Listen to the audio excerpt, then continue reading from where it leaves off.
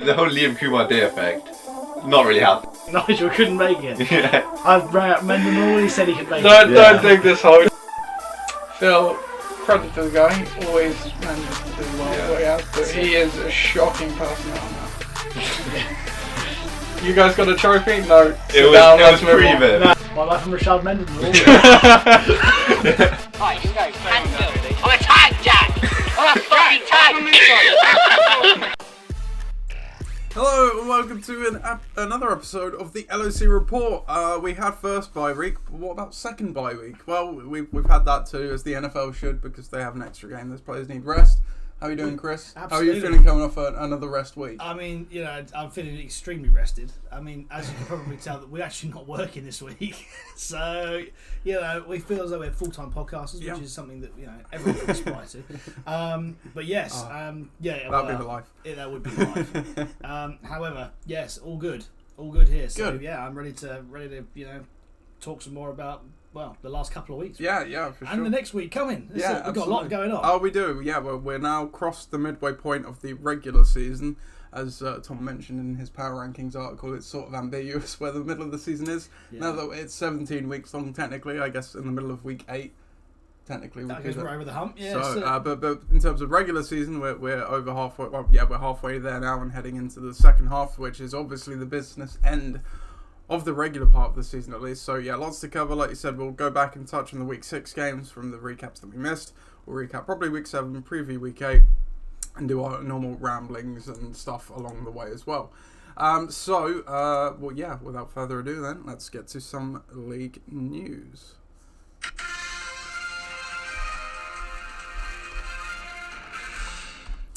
So, for the league news, so I left that one there from last time. There is no trade news at the moment, but keep your eyes peeled as there may be some movement on that as we approach the deadline on the 12th of November. In terms of, I didn't update the key injuries as well, we'll cover that when we get to the games, but in terms of additions, bucking the trend, added D. Ernest Johnson for $15. This was after the week 6 games concluded. Chris, what do you make of that move? Obviously, without spoiling the game too much when we review it. I'm gonna say, if I was looking at this before the game, I'd go big dice roll, big dice roll. But as you'll see later on, that's it. I think that this $15, that's it. You know, definitely had some traction this week or the week just gone. So yes, that's it. It was a very bold play to say the least, but. So one thing I do want to say about this is I've heard a lot this week about this guy, Ernest Johnson. I say this is such a humble beginning. This is a guy who's played AAF football, XFL football, I think, as well. That's it. He was out of nowhere, practice squad guy. You love to see it. Yeah, exactly that. Comes out of nowhere, gets his chance and rips one. That's it. And we'll see how much he rips it later because he does. Oh yeah. That's it. I'm not to spoil the game too much, but we don't know the entire result. No, exactly that. But he did well. He did extremely well given the opportunity that he hasn't had in the past. Yeah. So yeah, I mean that's it. Such a heartwarming story, and hopefully this guy it propels him on to other things in the league, because you can't ignore talent, and this guy's clearly got it. And as we're seeing with Khalil Herbert for the Bears, there's already talk that he's earned himself, a pretty, a regular role now in that offense, where obviously Montgomery's been on the shelf, and then Damian Williams also injured, which gave him his opportunity. Yeah. So that's how the league works. The one thing that you can say from all this is with those 3 guys and other guys out there as well, is that these feeder leagues or these alternative leagues, the AAFs, the XFLs of this world, did give these guys a platform in which to do stuff. You've seen like Taylor Heineke for the Washington football team now, and he was an XFL quarterback. Yeah. And now he's playing in the league. PJ Walker's on the bench for the Panthers. He was great. So I think that there's still room for this, and there are so many ex-NFL players out there, that don't either quite make the grade or can't make a roster or whatever. that it's necessary to have this sort of should be playing somewhere and might get them their chance. It's a damn shame that COVID happened. Otherwise, the XFL would have still been here. And actually, the competition was really good. Yeah. So I want to see it back. I think they'll bring it back at some point. Yeah. I mean, so certainly America's getting back more towards the normal. They might look at doing that thing for next season. Maybe. Yeah, I'd love to see it back because they say it's not only do you get football in the spring, but also so you get these guys. Don't completely kill their careers. Well, before it all starts. Yeah, definitely. So that was the Deonis Johnson ad with the tangent. But our next move here will be a shorter one, but more humorous ad. I did mention in the group chat. So Ixan added Kirk Cousins for $12 as bye week cover for Josh Allen, while Kirk Cousins was also on a bye week. That's it. That is the ad of the year so far. That's it. I think Ben does this like either in a draft or just randomly off the waivers, like at least once a year. Why? What's going on here? Going on here? He needs to develop a spreadsheet which tells him what to do in the season. Indeed, that's it. Just a big red mark across bye weeks. That's it. When it gets to the byes, big red line. Conditional format. I'm not too sure about Excel, but it's you could do that. You could do that. Yeah, you could do that. That's there you go. So if Nathan thinks it's possible, it's possible, right? So not the best. Probably takes him out of the running of GM of the year with a move like that, but just a tad. I mean, his draft took him out of that anyway. But there you go. That's what we like the colour commentary for, Chris. And our last move here was a move from this week. Only one major big money spend, big play move this week was.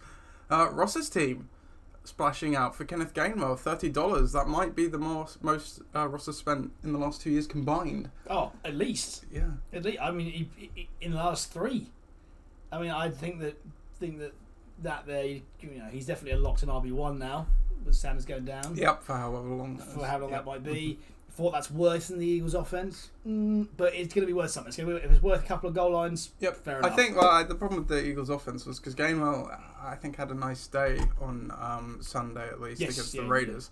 It's one of those backfields. It's almost like a poor example, but the Jets, where they've got that 3-headed approach and no one really gets anything as a result. They've kind of got a similar thing going in Philly, where obviously him and Sanders would split. Neither of them would really get too much going, and then as a result, fantasy wise, me and Ollie actually had an interesting discussion about this on when we were at the London game last week, where you have teams like the Browns where you've got 2 good running backs. It makes complete sense to alternate them and keep them, because you can use their strengths. They're both good, they're both going to produce, but when you have a committee, and this was specifically aimed at the Dolphins, which before Malcolm Brown went on IR, they obviously had him, Savon Ahmed and Myles Gaskin. It makes sense to really probably actually to leave one of those guys in there, like a Gaskin, for example, where he can play all 3 downs. Yeah. Ahmed probably can as well, maybe even Malcolm Brown. Are you not better off just leaving one guy in there for the majority of the snaps, letting them get something going? And it's a mediocre running back, but if they get some juice behind them, then maybe they can actually have a good game. Whereas you keep rotating these guys, you never get in a flow. They're obviously not, in that case, not the most talented of guys in the first place. It's an interesting approach. And an interesting question on the committee backfield ideology. I mean, you're seeing it not work somewhere like San Francisco, where they've used that approach for the last 4 or 5 years. But you look now with Eli Mitchell and a rookie who's actually getting something going. And even when he was injured and Jermichael Hasty was injured, and Trey Sermon got in, who they clearly don't want to use. No. But even he, when he was allowed to just have the whole game, actually had a fairly productive game. Yes, that's it, exactly that. So, committee backfields only work if you've got something like Cleveland, where you've got, really good guys you can bring in as replacements. Or somewhere in New England where you have someone very highly specialised for a certain role. Or that. Garrett Blunt, James White, to use the Miami example again, when you've got 3 backs who can kind of do a bit of everything but not really great at one particular thing, and you're trying to rotate them in and out. You're seeing that in Cincinnati this year, so you're seeing that with P. Ryan. They brought him in a lot of plays. The snaps were nearly split between him and Mixon. Exactly that's it. Because they realised that they've got a good thing going in the passing attack, so he can come in and kind of be a jack of all trades in Yeah. that sort of sense. They don't have to run Nixon through Yeah. every single time, and No, definitely. and wear him down because he's quite injury prone. So yeah, I think that's probably where you're seeing the league go. There's not that many, obviously, like number one 100% bell cow backs anymore. You probably count them on your hand. I think Kamara, Derek Henry, McCaffrey when he's fit. Mm-hmm. So and those guys are the ones that go at the top of fantasy drafts, obviously. Jonathan Taylor. But yeah. You'd even question the Cook one though, because Alexander Mattison, again, another one of these guys who, when he comes in, he proves that he can do it. Why are they not 100%, lightening his load a bit more? Yeah, exactly. So I think as the league transitions more to a passing offense, and it is certainly a more passing league these days than any time in the history of the league. These pass catching backs are undoubtedly going to be part of the offense that's not going to go away. At the detriment to a position like fullback, for example. Definitely. So that was the 3 waiver moves that we somehow drew out into a 10-minute discussion. But there you go. That's what you're here for. No, exactly. You want to hear our opinions on stuff that's not quite league based. Exactly. We have 2 live listeners now, so if you would like to interact along with the show as you go, that may be difficult if you're working, but please do. And looking at the trade blocks, as I mentioned, trade deadline is the 12th of November, I believe. I will just double check that in the settings here.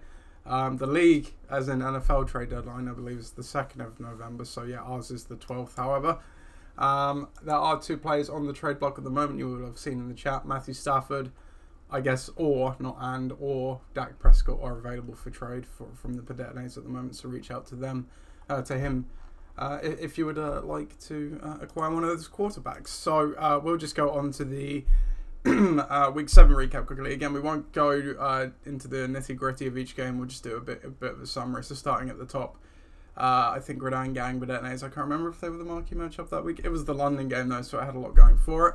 Obviously, myself and Ollie there in person. Ollie took the win in this one, 114-88. Just as a summary, Tyler Henneke sucks. That actually led Bedetnes to take the lead in the division in that one. So, a fairly interesting game though. And I said an anecdote to Chris before we went on the air of something funny that happened at the London game. I wore my Danny Amendola jersey to the game because why not? I don't actually have a Patriots jersey with the current player anymore. Really? Yeah. You need to get someone random. Just like don't go full Mac Jones, but like the annoying thing is Devin McCourty would be the one I'd get, but then he's going to be gone. So I'll just be in the same situation. Just get like a Kendrick Bourne jersey or like a Ramondre Stevenson jersey or something, just like something completely ridiculous. Like this Joe Cardona, long snapper. There you go. Nick Folk. Yeah, everyone loves a kicker. Everyone loves a kicker. This particular part of Patriots history is not the most exciting bit. No, I think that's what you want to underline. For sure. So I was in the restroom with my Danny Amendola jersey on, and some guy pointed out my jersey and said, "Hey, cool jersey, man." And he said he was from Massachusetts, and that he had a friend who knew Danny Amendola, and him, the guy I was talking to, and Danny Amendola used to smoke weed together. There you go. Allegedly. Just in case anyone's watching, allegedly. But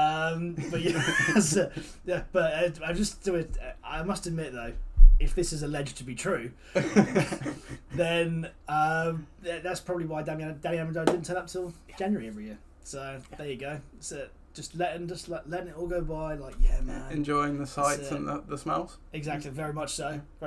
So he wasn't, didn't feel his injuries. He couldn't feel his legs, allegedly. And then just turned it on in the playoffs because he was in a great state of mind. Amendola. Yep. Absolutely right. Yep, in the zone. The Josh Gordon approach, we call that, allegedly.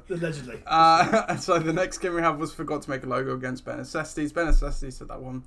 115-90. They are currently, third in the division, but definitely on the pace of the better teams in that division as well.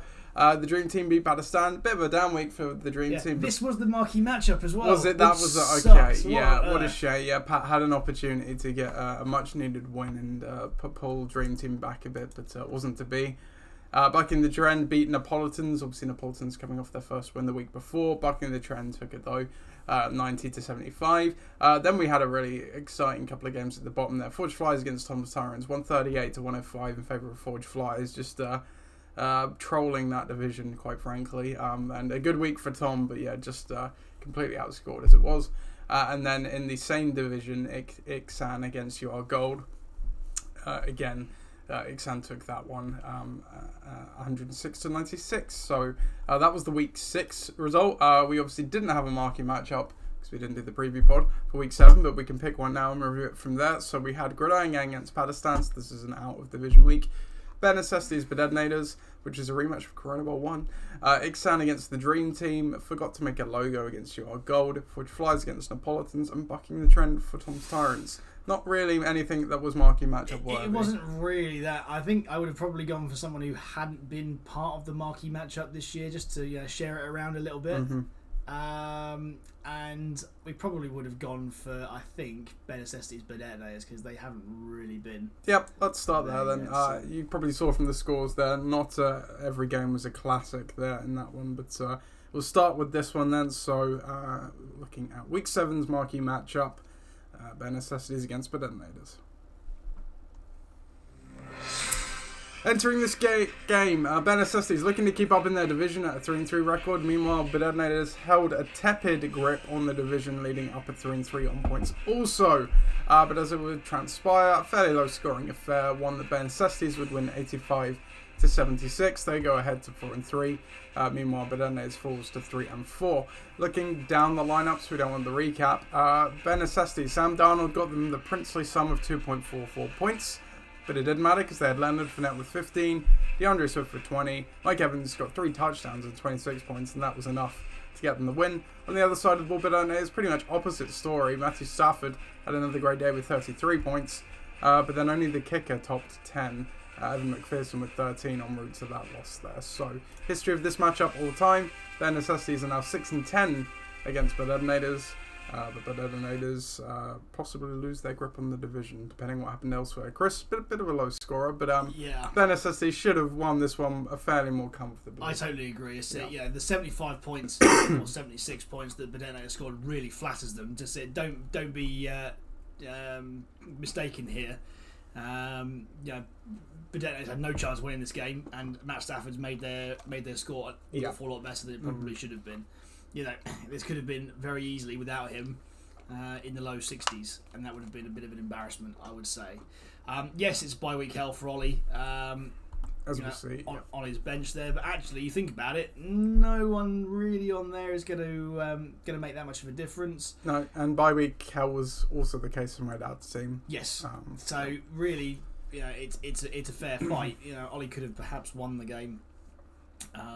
With playing Khalil Herbert on the bench, which would have been a real smash and grab job, but playing against Tampa, probably not going to do that. So yeah, look, especially with Damian Williams back. Quite. So yeah, it would have obviously been had we have reviewed the game beforehand, I would have said that Dave's matchups would have been an awful lot worse. So you look at Fournette against Chicago. Yes, you're going to see a lot of offense, but Swift that defense is still reasonably stout. Yeah, Swift against LA, Evans against Chicago again. So but you also can't forget that they, we did have, the Rams playing Detroit at the bottom, which would have been good. Davis playing Miami because their defense sucks, but didn't do anything.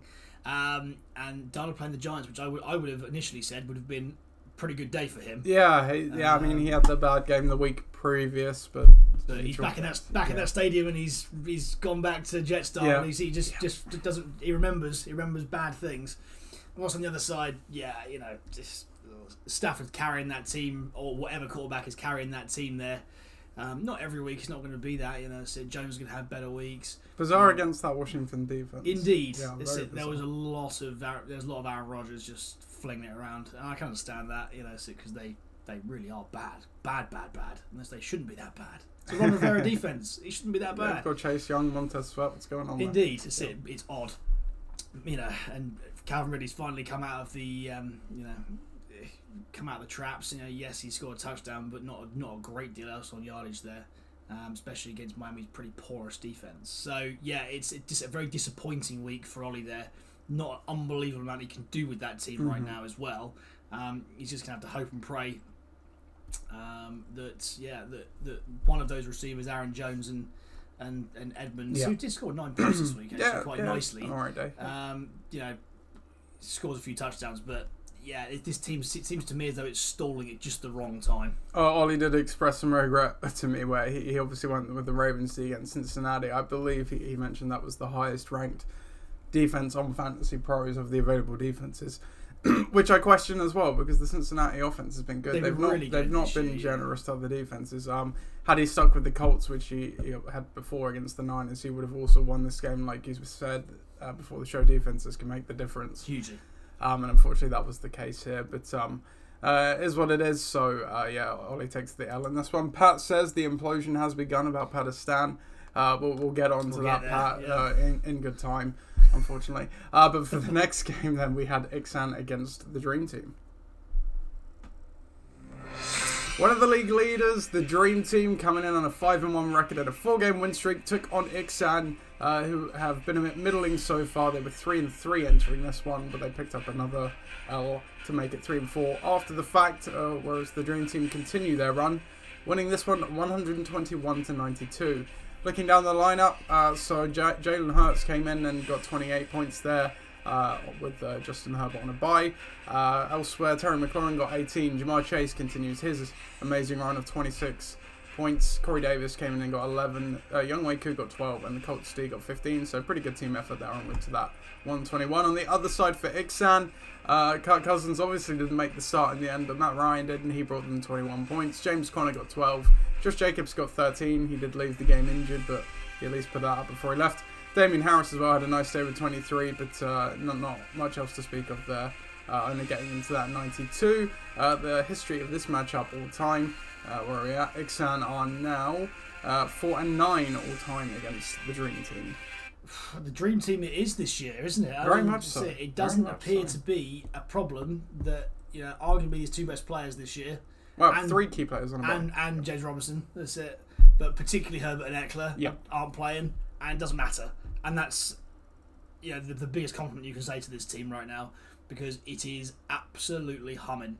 And bringing some guys in, obviously he spent big money on Darrell Williams last week, and for 5 points doesn't really make that much difference. But we're not looking at that in that was a strange game as well. It was bizarre. That's it. Absolutely blew out by the Titans. He made Ryan Tannehill look like a boss. Bringing Jalen Hurts in, in that game in Vegas, it's a risk because you just don't know what kind of Jalen Hurts you're going to get right now. But actually, from a fantasy perspective, this week he was really, really good. And you look at his points; it's basically been the same story all season long. He's one of those quarterbacks who's not really been a good real-life quarterback necessarily, but fantasy-wise, he's been absolutely fine. As you can see, there's not a single game below 20. He has a lovely rushing floor. Yeah. And that's, that there, it's the difference between the two quarterbacks, to be honest. Because, both of them are kind of the same thing at the moment. But Jalen Hurts will give you, say 60 yards is pretty much where he's at most weeks. But what I really do want to talk about here is the bottom of the chart there for the Dream Team. So the McLaurin, Jamar Chase, who just is such value this year, and Corey Davis gets brought in for 47 yards and a touchdown. As a bye week filler, that is a lovely score. I believe that touchdown came from Mike White as well. Yes, Mike White. Exactly that. So a guy's been hanging around the league for 3 years, gets a start, and it doesn't really do. Well, it doesn't really do very much. He somehow threw 30 passes in that game, and he only came in halfway through. Yeah, exactly that. So Zach Wilson. Say no, I didn't do any worse than Zach Wilson would have done. I don't think so.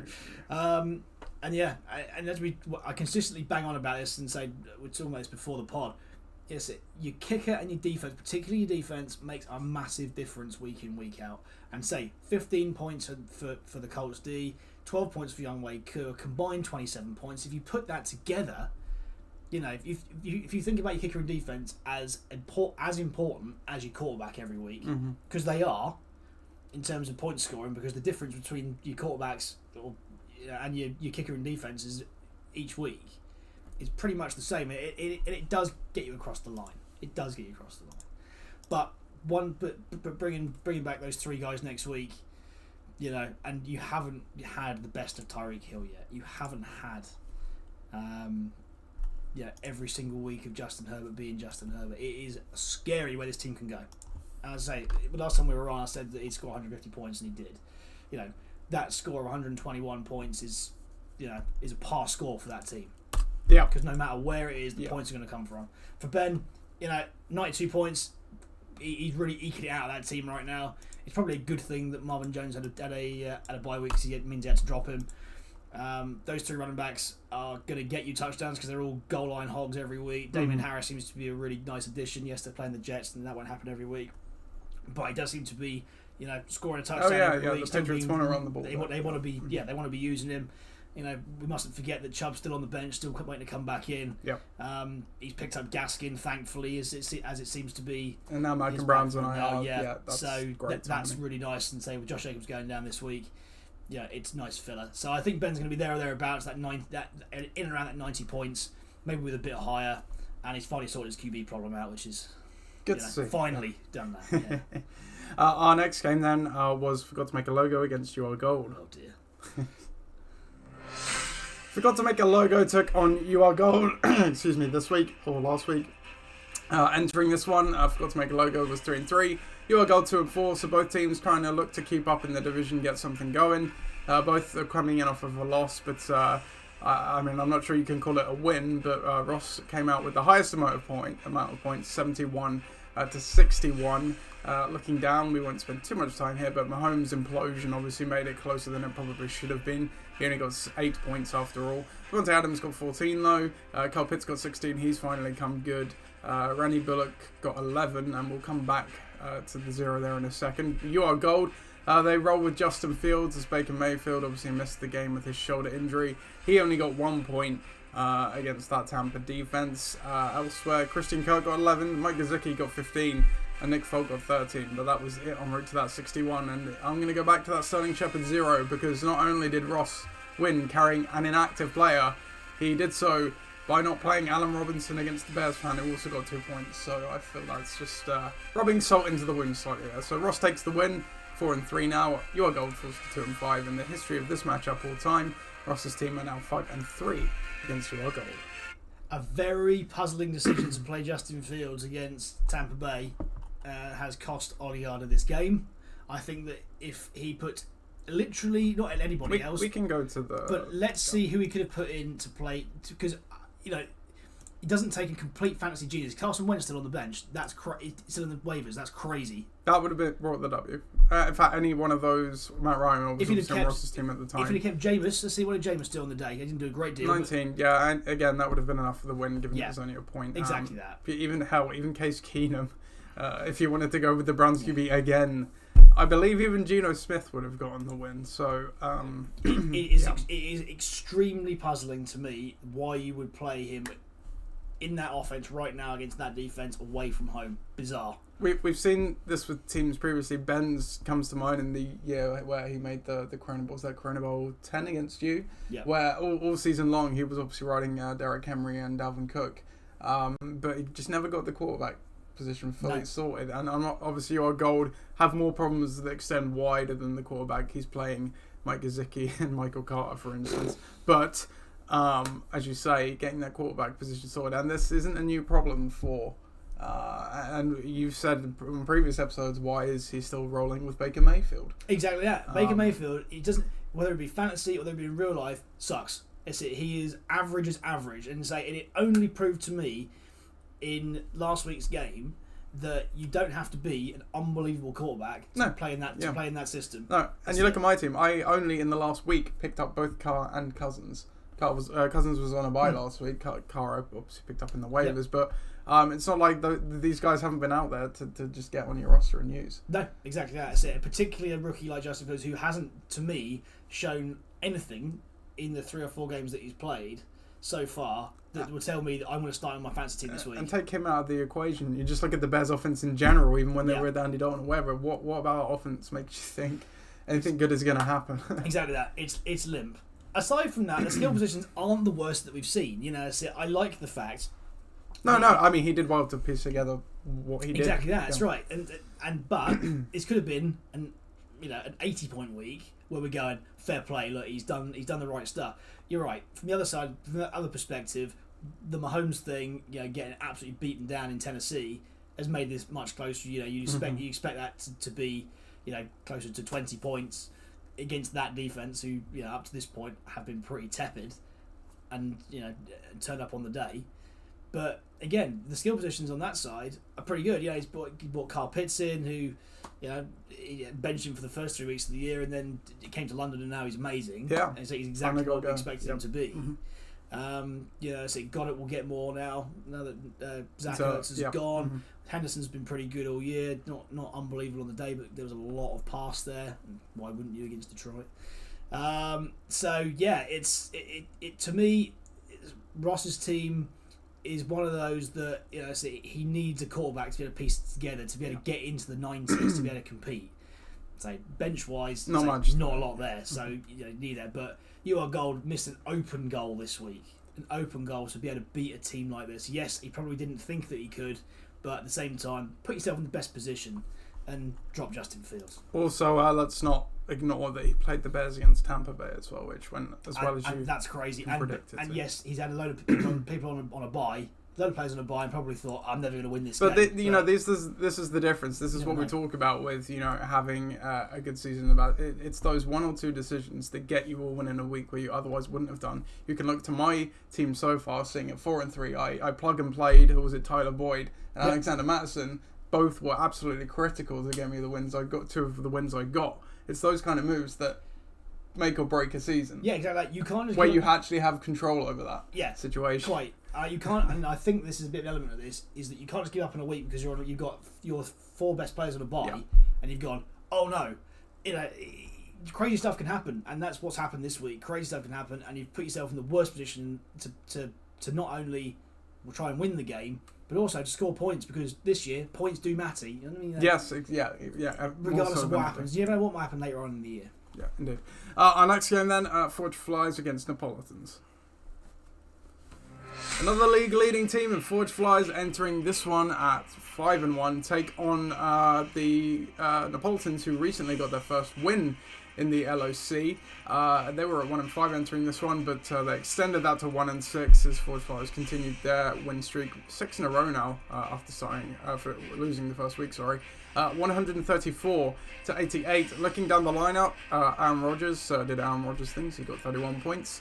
Derrick Henry, he did Derrick Henry things, getting 16 points, throwing a touchdown no less. Joe Mixon got 12 points. Cooper Kupp continued his stellar start of the season, 28 points. Marquise Hollywood Brown got 14. Cordero Patterson got 12. And the Saints got 13. Kicker Ryan Suckup got 8 as well. So really a team effort in this one to get to that 134. On the other side of the ball for Neapolitans, not a terrible day at the office, but clearly not enough to contend with the league-leading team. Lamar Jackson got 25. Devontae Booker, which was a nice add in the end, he got 13. Jonathan Taylor, 15. And the defense, Patriots against the Jets, got 16 there. But clearly it wasn't enough. No history in this game, though. This is the first time these two have played.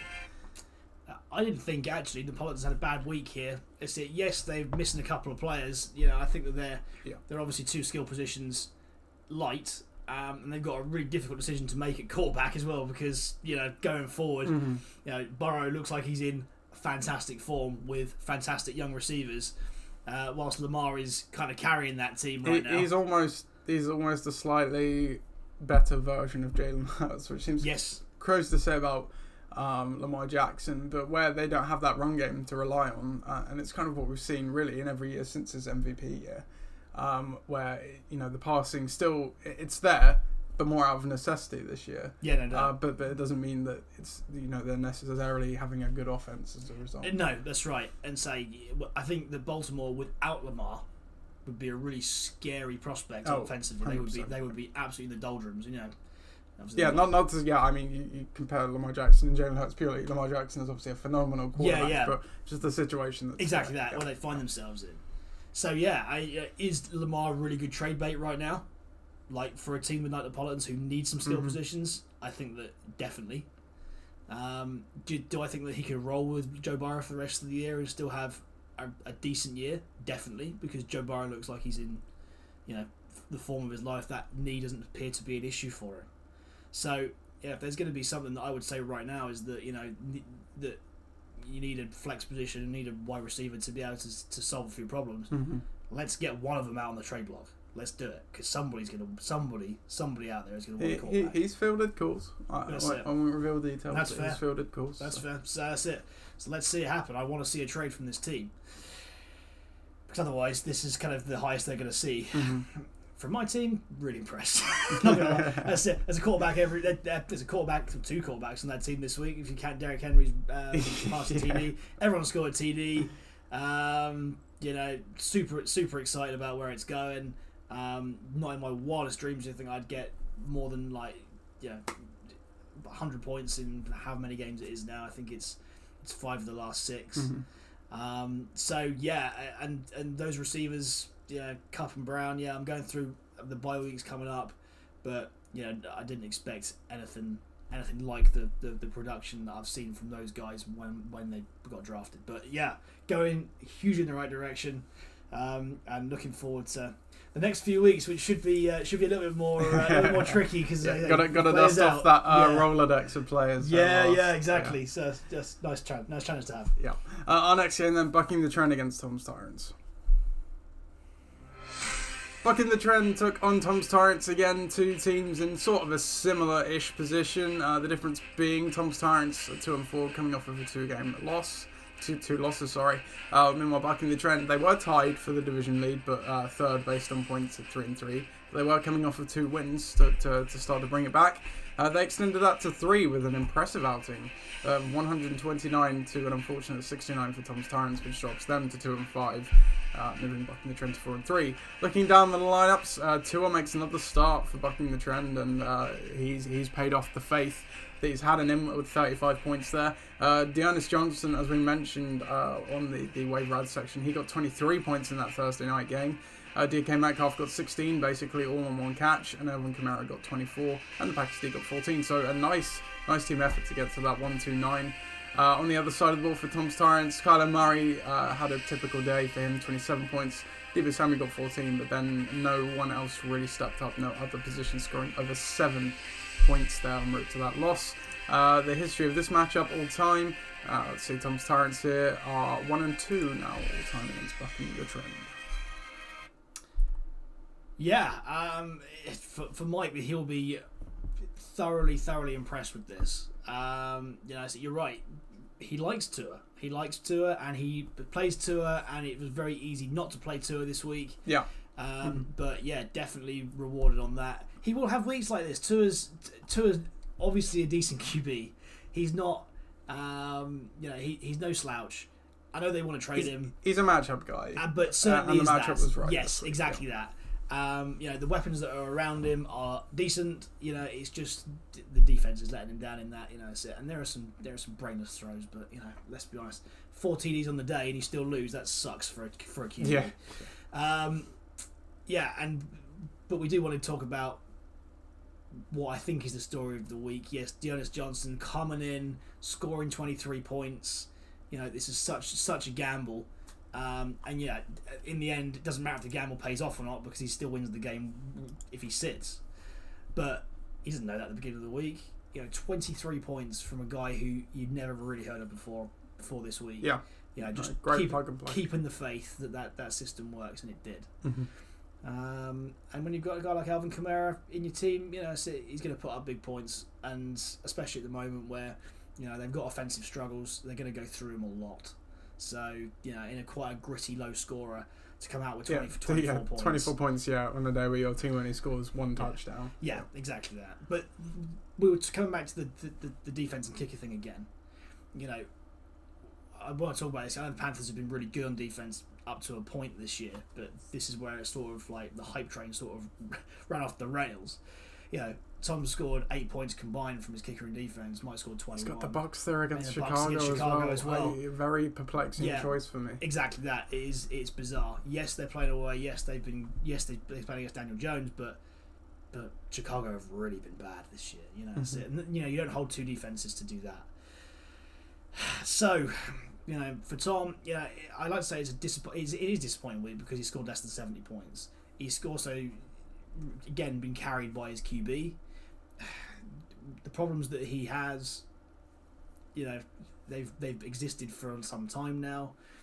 The problem is that he's got now got players in bad offenses. You know, Collins bad offense, Gibson bad offense, Sutton bad quarterback, Debo. You know, he's the only bright spot really in that offense.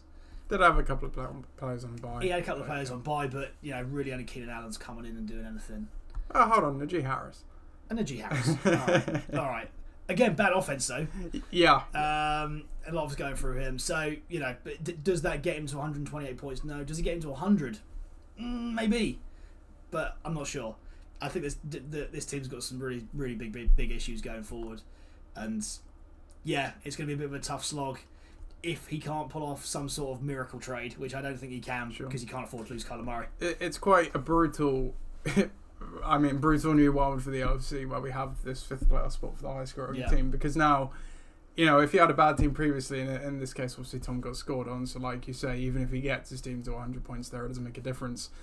But almost every decision now you can be scrutinised on points, because those points fundamentally matter for a chance at the playoffs. So even though you are quote unquote a bad team and have lost a lot of games, you kind of got to throw that out the window and just focus on making the right decisions, playing players that will get you those points, even if you lose the game. Yep. So it's an especially hard year for these poor teams that also score badly, because you think of Mike's team, he's now 4-3 and scoring 128 points. Yeah. But he puts himself in contention for that. Yeah. With and as you will do when you see so many of the teams that are in the same kind of region scoring 75, 80, 90. You know, it gets you right up there. So, you know, it doesn't take many weeks for it to happen. But as long as you have that consistent point scoring, you're going to put yourself in the window. Definitely. Our last game of week 7 then, it was Gridiron Gang against Pakistan. Gridiron Gang took on Pakistan in this week 7 matchup. Gridiron Gang were holding on to the Portsmouth division, but then they just seized it from them after their 2-game loss streak. Meanwhile, Pakistan also coming off a loss. Both teams were at 3-3 entering this one, looking to keep up in the division. So Gridiron Gang got back on the horse though with a win, 108-83. Looking down the lineups, Derek Carr comes in and delivers Gridiron Gang's only second 20-plus quarterback point week of the season. Hell, you got to do then. With 23. DeAndre Hopkins got 11. Eli Mitchell got 17. And AJ Brown got 19. He finally showed up, and the Cardinals did got 18 points. On the other side of the ball for Pakistan, Tom Brady had another great day with 32 points. He's number 1 overall quarterback scorer in the LOC at the moment. Devontae Freeman got 10 points. That was a nice plug and play. Chris Godwin got 17. But as you can see there, nothing else there to prop them up, and Pakistan lose this game. So Gridiron Gang retake the division on points. Just overbucking the trend. In the history of this matchup all time now, Gridiron Gang are 7-2 against Pakistan. Yes, Pat's curse continues. You see, most of his players are in the hospital.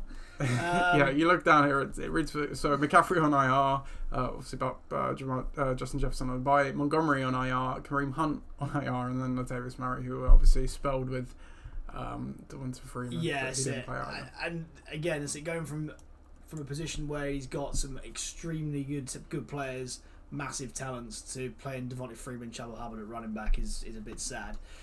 Look, I think his receivers are all right still. I think Godwin, Patrick, and Moore will still be able to propel him on. But it's Brady that's really keeping him going. I think that without that score propelling him along every week, you know, Pat just simply isn't in games. And you know, there was probably a point where he was in this game, but they're just, I don't know.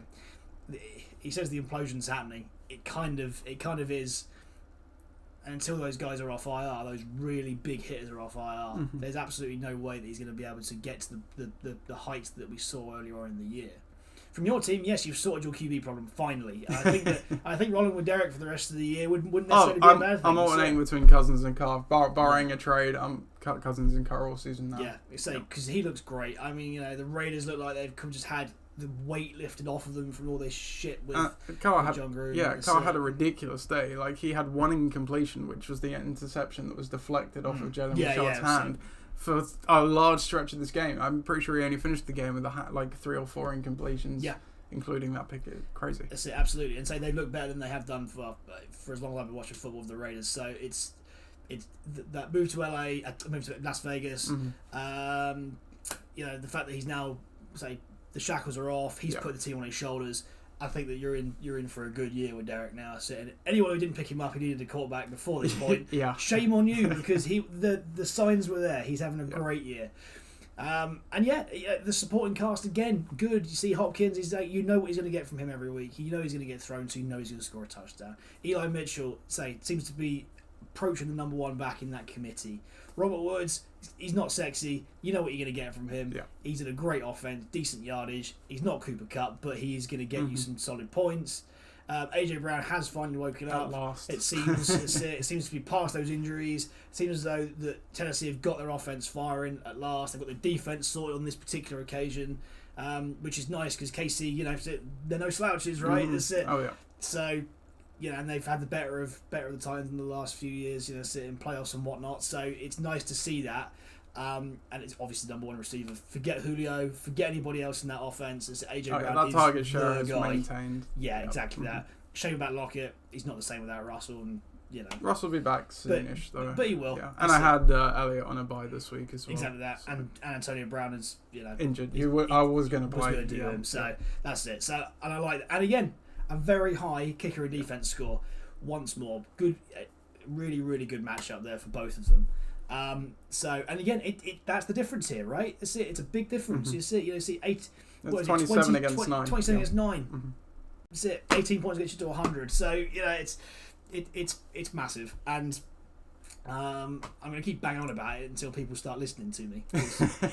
But for Pat, it's really unfortunate he's beginning to backslide. Yeah. At this point, because that's still some hope. Once he it. gets those players back, and obviously with the points, where is he points wise? He's actually in a really good spot. Yeah. 697. You can see. In fact, I would say among the non-playoff seeded teams, we'll get into the milestone standing and stats in a second. But I guess you're looking at division winner. That would be the wild card. That's a division winner. So then it would be.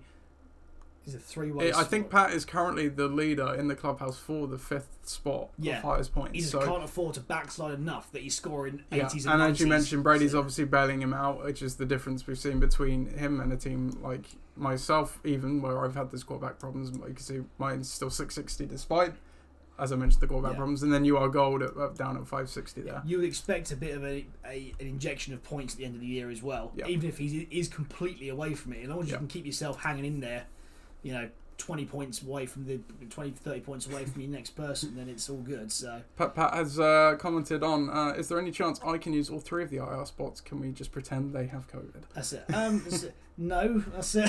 What you need to do, Pat, is you need to get them infected with COVID so they can move on to, because they will move them onto the COVID list. Will, yes, even if they're on IR. I can't remember what other team did that, but one team did that. I think it was Michael Thomas, actually. It was on PUP, but they put them on the COVID list anyway.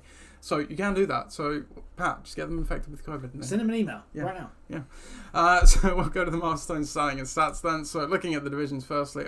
But before we do that, Ben's been saying, I've been banging on about the defense and kicker importance for years, and despite your commentary on my team, those positions have put up serious points for me this season. Just not this week, which is what matters in this particular instance. Yeah. So looking at the Southampton division then, so the Dream Team still leading that up. They have a 2-game buffer now at 6-1, and with the league second league high, 804 points there. So we've got Ross's team following behind at 4-3 with 701 points. Then my dad's team also 4-3, close behind with 693. Pat Stam at the bottom there at the 3-4, but as you can see, all the points are about the same. Looking at the Portsmouth division, Gridiron Gang retakes the lead here with their win and their slightly higher points than bucking the trend, about an 18-point gap there, who are also up 4-3. But then it's dropped one, so they lose hold of the division, drop to 3-4, and Napolitan's still at the bottom there at 1-6. But still, despite, they've been absolutely pumped for points, 6-11, so that they haven't been a bad team. Not that bad by any stretch anyway. And then the Winchester division, the league leading Forge Flyers at the moment 6-1 with the league highest points at 835. 3-game buffer over the next closest team, which is Ixan at 3-4, and then we have Thomas Torrance and You Are Gold there at the bottom at 2-5. Looking at the breakdown, Forge Flyers, I believe the Dream Team was top of this metric, but after a 2-9 week in week 6, and you have had back-to-back 11-0 weeks, you take the top of this category, but yeah, obviously bucking the trend, Dream Team not far behind. Then we kind of get to the middle of the pack there from 3 to 6. All between 48 and 29, 40 and 37. Then it starts to drop off a bit more there. You can see at the bottom. And then, You Are Gold right at the bottom there, 16 and 61 with their 2-5 record. And the Napolitans as well, 25 and 52. Looking at the coach score, no one's really having a particularly amazing season of the coach score, but there are, you can see a handful of coaches here really down from 1 to 5, all on around the same level, 66 to 77 points there. So no one doing an amazingly good job of playing the right players, but equally, if you factor that over 7 weeks, that's only an average of 10 points. It's not a terrible result. But you go to the bottom of this metric, the Dream Team, despite being 6-1, still leaving 122 on the bench there. But then you do have some self-inflicted wounds in the 4 teams that you see here. Tom's Tyrants to UR Gold have left between 111 and 117 points on their bench thus far.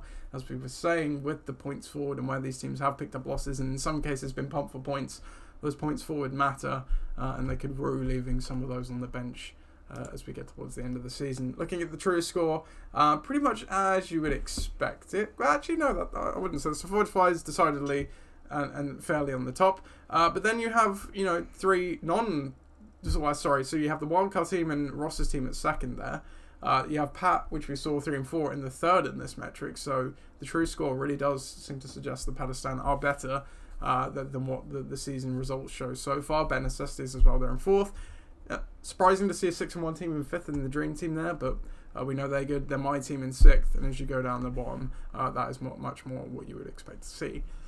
Excuse me. Looking at the milestones then, so we do have some milestones for you. So Forge Flyers notched their 90th regular season win in week 6. Congrats. Look at that. The Dream Team, they notched their 80th career win and regular season win over the last couple of weeks. But then we have something quite special that no one has ever done before here. We have the first member of the 100 Club, Gridiron Gang, notching their 100th career loss. Surely not. Did you? 100th career loss. 100th career loss. That was presumably the week previous. You didn't lose. Yes, and then I got my 80th career win this week. There you go, so. Very even, that's it. Somebody's in the 100 club, that's it. And we've got a very, very close to the 100 win club in my dad's team that's currently sitting at 98 as well, so that's not far off either. There's quite some distance between you and the next team for the 100 losses, I have to say. We could be waiting some time for that. Possibly next season, but that is the closest they're on 88, so...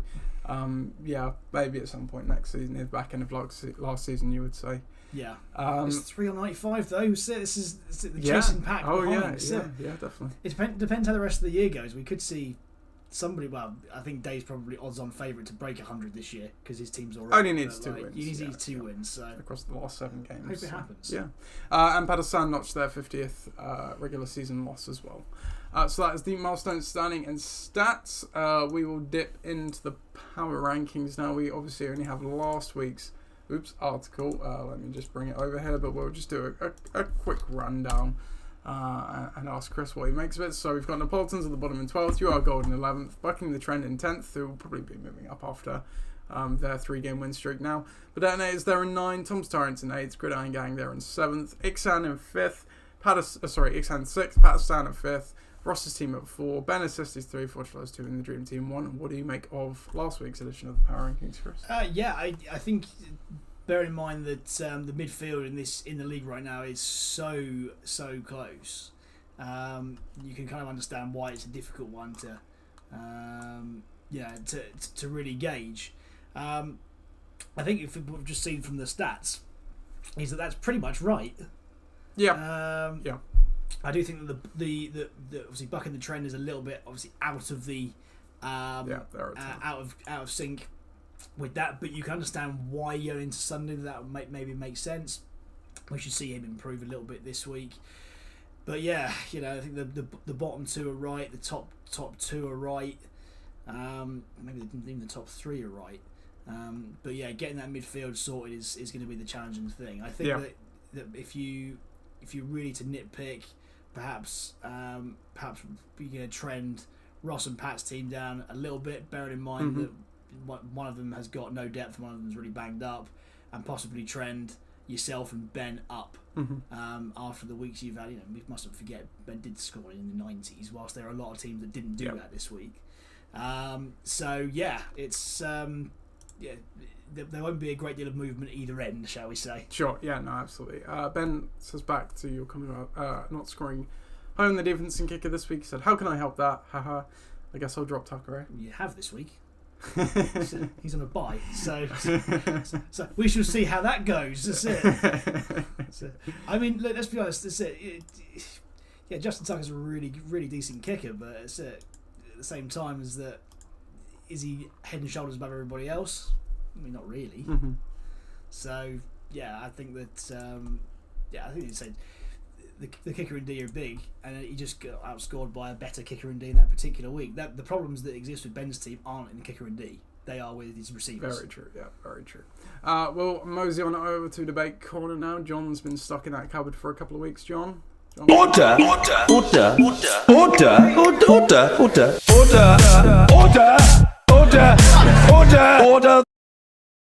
Thank you, John. I have quickly thought of a debate corner, but I will open up to Chris because I always do. Do you have a debate corner you would like to discuss this week? If you don't, we can roll with mine. That's it. I'd roll with yours. Okay, that's fine. Nothing to bring to the So, at this stage of the season, the debate corner for this week is who is most likely to get the 5th wildcard spot of highest points forward. So, I guess in the scenario we need to project to a degree.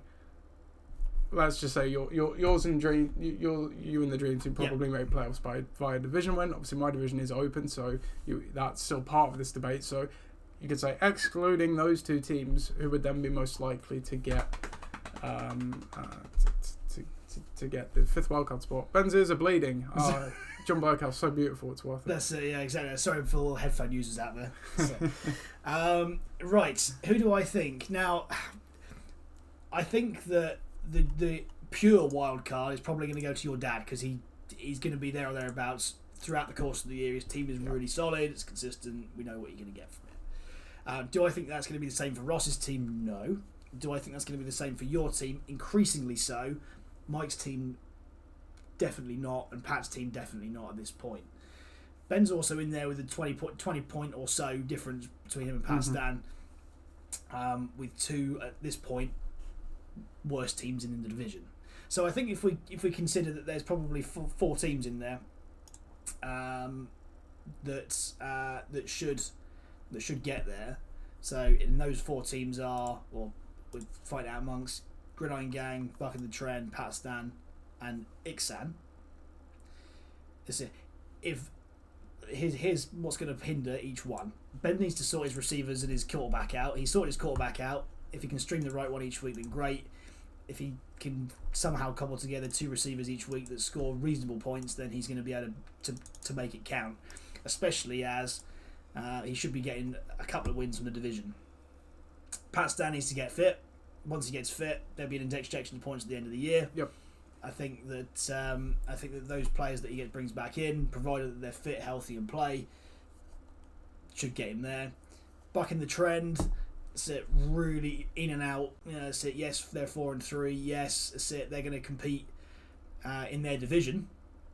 As much as that division's a bit of an up and down division, do I think that they're going to have the points to get across the line against the other teams that they're competing against? No. And your team, obviously, last week they proved that they could do that. You've sorted your quarterback out now. Finally, yeah. Finally, which I think you do need to factor with my team, where let's say 10 points extra, but for the 5 weeks where I didn't get a 20 plus point game from a quarterback, which 20 points isn't a high bar either. No, because you're usually looking at the good quarterback teams getting 30 or above. So that would, if you adjust that to my team's maybe about 700 points and points forward. Yeah, so. Exactly that. So I think that's probably puts you in the driving seat at the moment. So yes, I think aside from that, I reckon it's going to be either one of yourself or Pakistan to do it, because everybody else will either get a wild card or a division winner. Yeah. Okay. And as you say, my team could well get the division winner as well. And if it's not that, then it's sure. Buck in the Trend. Yeah, sure. Okay. Yeah, I think I'll go with Pakistan as well. He's got that base of Brady every week, which is such a good base. As we saw last week, couldn't quite cobble together, enough, but he still had an okay score. It was by no means a bad score. It was still a respectable score. As you say, it gets a bit healthier, gets out of the bye weeks. I think those points come. I think you're right. Ben Assesti is probably in the position for the wild card at the moment. I think we are thinking Ross's team will probably fade away. They're probably a dark horse. Great to say a dark horse for the highest points forward. They're currently in the wildcard spot. But no, I think it will probably come from that Southampton division, really. But there are also a few candidates elsewhere. Yes, absolutely. Yeah. There are genuine pure wildcards everywhere. I think the bare necessities are at least that kind of team, and if not that, the high scorers. That's it. But watch them because, say Ross's team needs to not have a major injury between now and the end of the year. Definitely. I'll have a caveat on that. Yeah, definitely.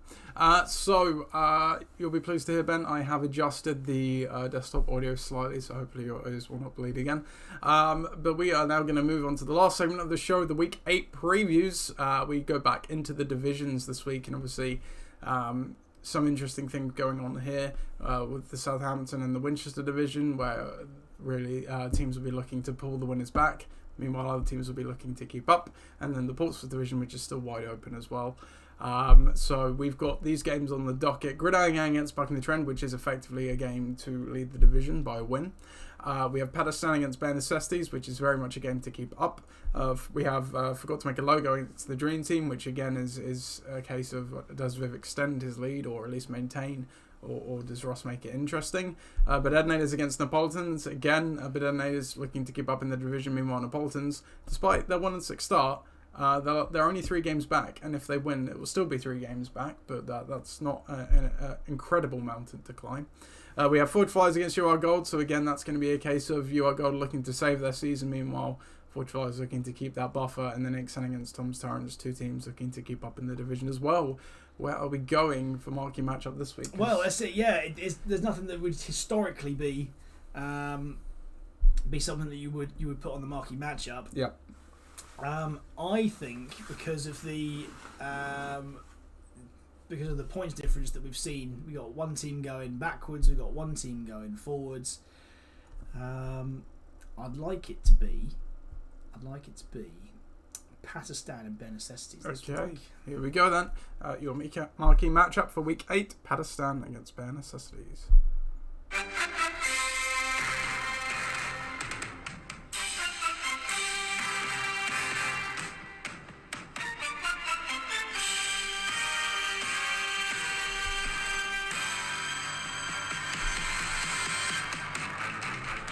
No Payne and Eli here, but you've got Chris and Nathan to give you this Week 8 marquee matchup of Pakistan between Bare Necessities, going in slightly different directions. Pakistan coming off of 2 losses after getting to a 3-2 record, and meanwhile Bare Necessities coming off 2 wins, coming from a 2-3 record. Bare Necessities will project to keep up in the division in this one with a win, 96-88. Looking down the lineup, Bare Necessities still has Sam Darnold in the lineup. They have not elected to make a move as yet for one of the free agent quarterbacks, but he does play Atlanta.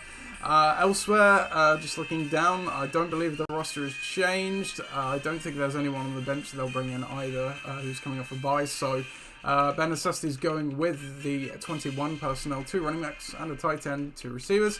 On the other side for Pakistan, let's take a look down their lineup. Justin Jefferson comes in back from his bye week, dropping Devontae Freeman to the bench. Elsewhere, I believe they are unchanged as well. So Pakistan going with the 10 personnel, spread offense, 1 running back, 4 wide receivers. History of this matchup all time. Bare Necessities are 4-4. It's a split series for these two. Chris? Yes, that's it. And look, I can see why Darnold's still in the team. You know, he's playing Atlanta. Atlanta have let up a reasonable amount of points to QBs, particularly pretty average QBs. See what they did with Tua last week. So yeah, I'm excited to see what happens on that. But for both teams, it's the Tampa Bay game is big. The Tampa Bay New Orleans game is big, huge. And for both sides really, obviously we saw Brady connect with Evans 3 times last week. You know, they're playing each other this week, so that should hopefully nullify that, unless it's a Chris Godwin week. It hasn't quite been a Chris Godwin week for a while. No, and we must forget Antonio Brown wasn't there last week. He might be back. Rob Gronkowski's obviously not been there for a while. He could be back as well. It could become that very spread offense. That's right. And if that's the case, then it works in Pat's favour because so Brady has been let's say, a points machine so far. And can Darnold keep up with that? I don't think they can. However, where Dave will streak ahead in this one is undoubtedly in the skill positions. We've seen Fournette come in as be a genuine RB1 for the first time for at least 3 years. Yep. Swift, much the same. Kelsey, they had problems last week, but you'd like to think this is a good bounce back week at home against the Giants. We talked about Evans, and then Stephon Diggs, straight off the bye, playing Miami, at home. Lovely stuff. Rams playing Houston as well. I mean, you just couldn't really ask for more. Mm-hmm. Other side of the board, yes, Brady's there and Godwin's there, but aside from that are Chuba Hubbard, Patrick, DJ Moore, who, by the way, is the QB's on the other side. Yeah. Going to do it. Justin Jefferson playing Dallas at home. So, I mean, Dallas have been no slouches this year on defense. Mm-hmm. And then the Chargers play New England, who, especially at home there, I think should have a good day. But do I think that day is going to be better than the day that Dave's going to have? No. I think that Dave's definitely put himself in the driving seat this year. We talked about QBs and how much they're important, and I think on that one there, it's Darnold's last chance saloon really to do anything. I know that he's a stopgap for Wilson when he gets back, but till then, you'd like to back him in this matchup. Regardless of that, I think that Dave's going to win this. Pat's going to have a decent week because that's it. The matchups are there, but not decent enough to beat that other side. Sure.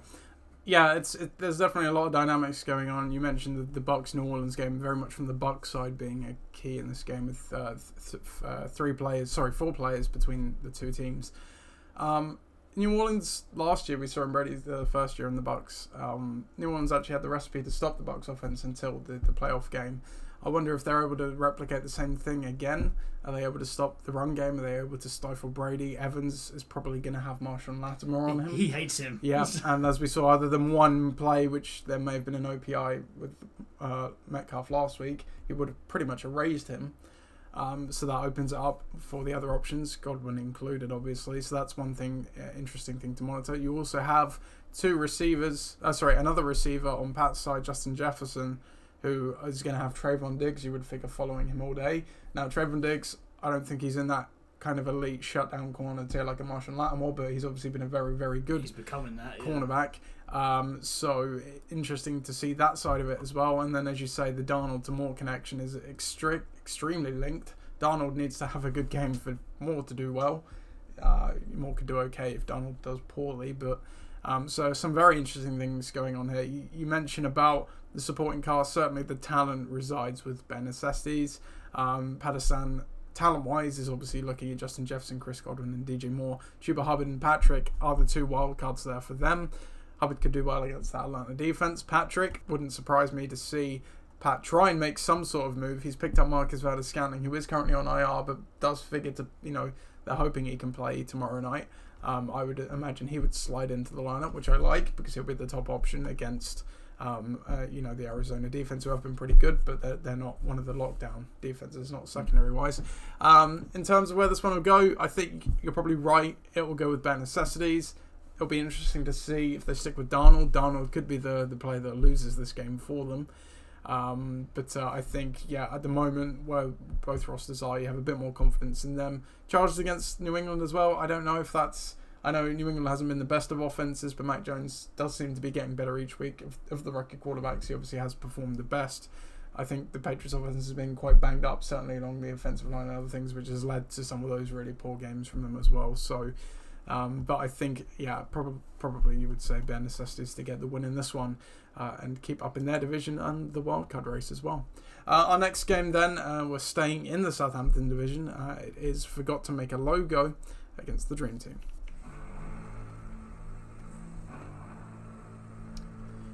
The Dream Team, leading the Southampton division with a 5-game win streak, will be looking to extend that to 6 and move to a 7-1 record against Forgot to Make a Logo. Ross's team coming off a win also, but they're looking to keep up. Projections have this one as quite one-sided at the moment. Not often we see one team projected for over 100 points, 104 to 7 points in favour of the Dream Team here. Looking down the lineups, so I would imagine for the Dream Team that Justin Herbert would come back in for Jalen Hurts, but Jalen Hurts is playing Detroit, so he's got the slightly higher projection now. Austin Eckler has come back in, so Viv has made a change, dropping Corey Davis to the bench there, so perhaps that is how they'll roll. James Robinson also comes into the lineup in favour of Darrell Williams. Otherwise, they are unchanged, so they are rolling out the 20 personnel. 2 running backs, 3 wide receivers. On the other side of the ball for Ross's team, Devontae Adams obviously has gone to the COVID list, and he is likely to miss that Thursday night game. So they have brought Devin Singletary in to start, who was on a bye last week. Otherwise unchanged. I will circle back into injury news for the previous game in a sec, but we'll do that here now. Mahomes is questionable. See, took that knock to the head in last week's game, but he should play. Steppard should come back this week. See, missed last week with that hamstring. Gronkowski could return as well with his rib issue. And then Michael Thomas still on PUP, but doesn't look like he'll be back soon. On the other side of the ball, no injury updates there either. The history all time of this game, the Dream Team are 4-4. So again, it's another split series between these two. And yeah, just before you delve into this one, Chris, injury news for Pakistan and bare necessities. Let's take a look. So Pakistan completely injured. Couple of buys, but then Hunt, Montgomery, McCaffrey all obviously on IR still. They won't be back. Dawson Knox, doubtful. He broke his hand before the buy, so he may miss this one. And obviously Russell Wilson's still on IR. Probably needs another week as well. So, Chris, please take this one away from me. This is a big call from Viv. Playing Jalen Hurts at Detroit versus everyone's favourite Los Angeles quarterback. It's Justin Herbert. I think Jalen Hurts, obviously we spoke earlier on, he's very fantasy friendly this year. Playing Detroit should be even more fantasy friendly, you would expect, and have plenty of chances on offense, which, Justin Herbert, you at home playing New England, you'd like to think that would be the case, but you never really know what defense is going to turn up there. Certainly a more difficult opposition. So I think playing the matchup might be the safer way to go. I can understand why that would be the case. Obviously, bringing back in Eckler and Robinson improves that team no end. But everyone's got a good matchup this week. Maybe Eckler, it's 50-50, but he's the pass friendly hasn't been phenomenal. Yeah, exactly that. That's it. And he's not just a pure runner either. And you'd expect to have plenty of chances on offense there. So I think that if there's going to be a week to play these guys, then it's going to be this week. Unfortunately for Ross, as much as his matchups are equally as good, I'm not going to lie. So playing Giants, Houston, Miami, Detroit, it's the talent's on a completely different level. Exactly that. That's the problem. And when you're forced to play guys like Singletary and Goddard, and to an extent Pitts and Shepherd, yes, who didn't play last week and still. You look from a draft point of view. So where are the high draft picks? So obviously Adams is missing the game. Robinson arguably shouldn't even be on a roster at the moment. He's been that bad. Waller's obviously on a bye as well. So they are missing some key pieces. That's right. So there's no way that I can not go with the Dream Team this week. They've been in great form. They've scored points galore. They've got plenty of depth. They're obviously the team to beat right now in that division.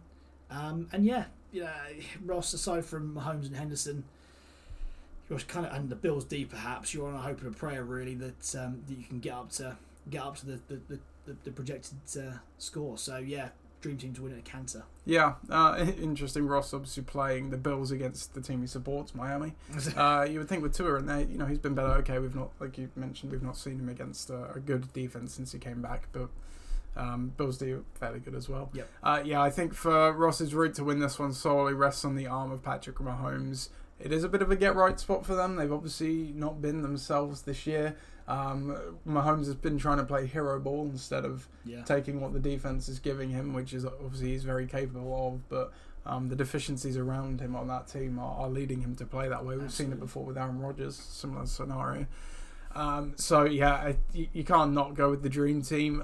If Ross does win this game, it will be on the arm of Mahomes, and then he will get some points from the supporting cast, which is entirely possible. It's not a bad, with the matchups and things that are there, it's not the worst supporting cast, but as you mentioned, from a talent point of view, the Dream Team has it, but in spades, and their matchups are pretty good as well. So, yeah, the Dream Team to win this one. We've never coined this as a bowl game, but this is in fact the Lox Heath Bowl.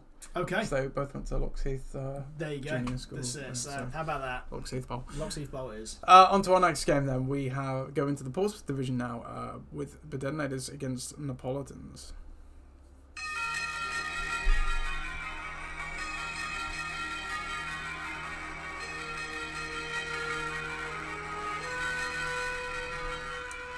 The Detonators take on Neapolitans, but Detonators looking to keep up in the division after they lost the grasp of it last week. Meanwhile, Neapolitans, they did get the first win a few weeks ago, but they are now on a 2-game slide again, so they'll be looking to get a crucial win to keep up in that division.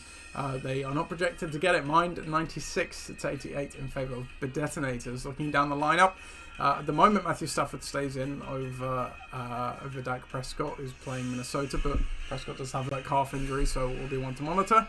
Who else have we got here? So I think Deontay Johnson comes into the lineup as he was on bye last week in favour of Darnell Mooney, and then Khalil Herbert comes in as well in favour of Robbie Anderson, who has been cut.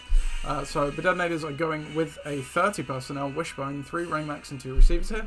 On the other side of the ball for Neapolitans, Joe Burrow goes into the starting lineup with Lamar Jackson on a bye. Elsewhere, Laviska Shenault comes into the starting lineup. He was on bye last week in favour of Brandon Ayuk.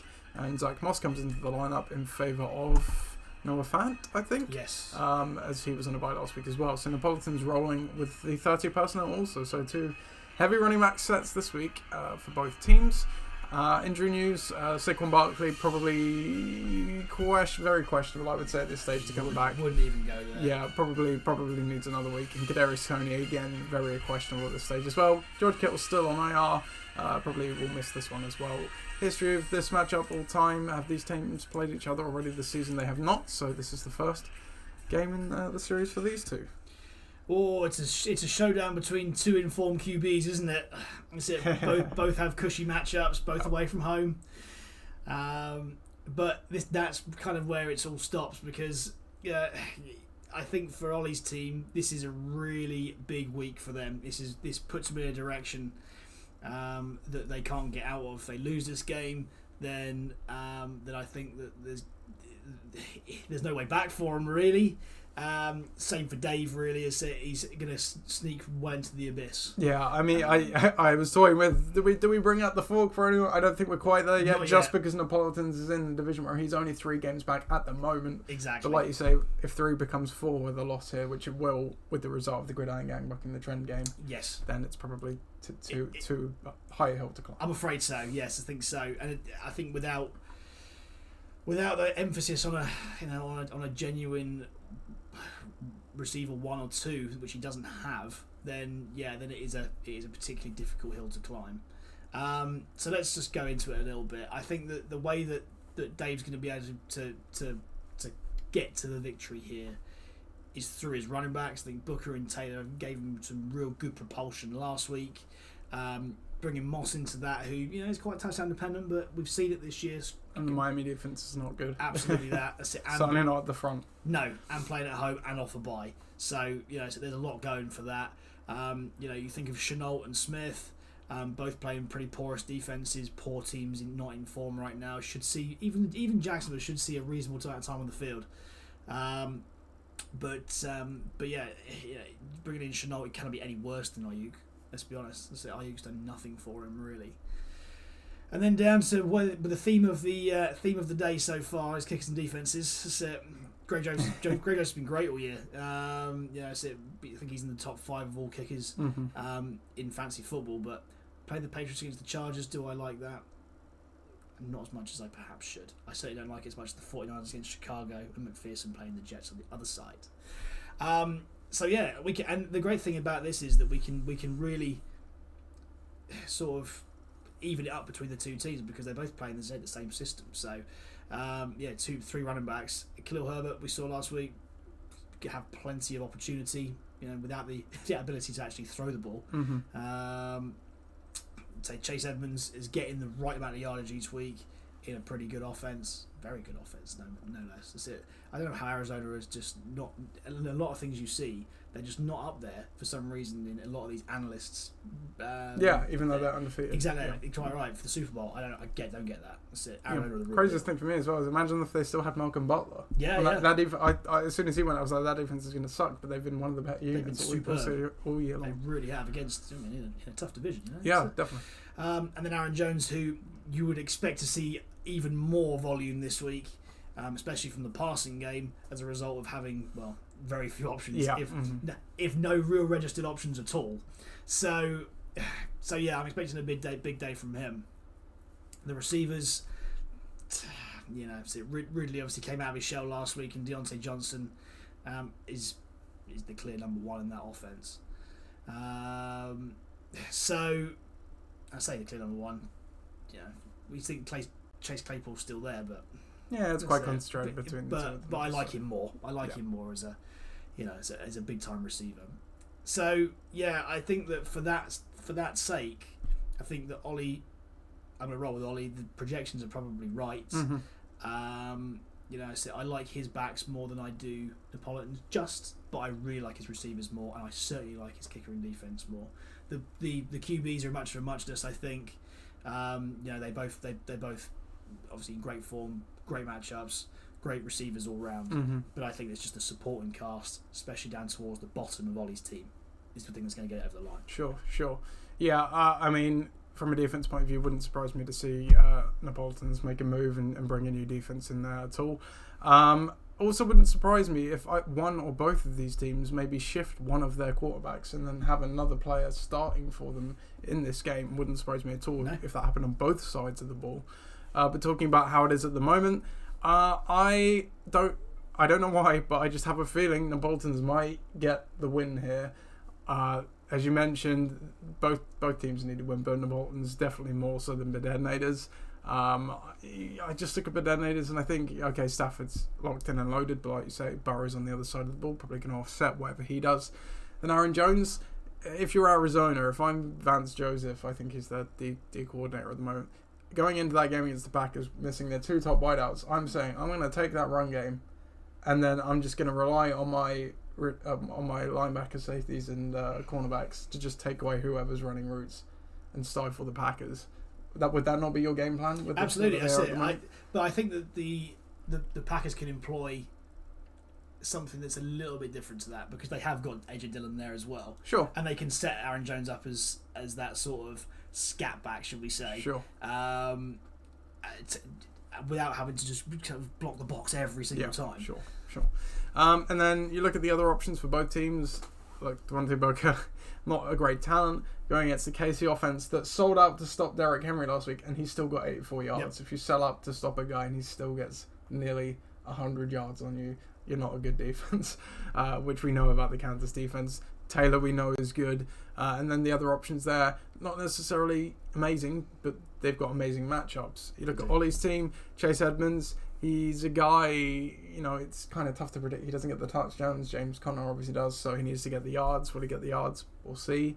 Calvin Ridley, as you say, it's much the same case as Aaron Jones. Has all been season long, really, for this Falcons offense. You take away Calvin Ridley, okay, I'm going to make you beat me with Kyle Pitts, who can now, or Cordero Patterson for whatever reason. that has become a merge. But that is the game plan. You take him and force them to keep it underneath. Carolina's a pretty good defense. Let's not forget. Yeah. I'm not sure if they'll have Stephon Gilmore in this game as well for the first time. And then Deontay Johnson, Khalil Herbert, solid options. Herbert's obviously in a committee, we'll see with Johnson. He could have a nice day. I agree as well. So clearly, special teams and defense an advantage for Ollie at the moment. But I don't know. It's close for me. I'm gonna just hedge with Napolitans at the moment. But yeah, it will be an interesting one to watch when the game's on. Certainly, for sure. That's the close one of the weekend. Yeah. Our next game then. So now we go into the Winchester division. Ford Flyers against Your Gold.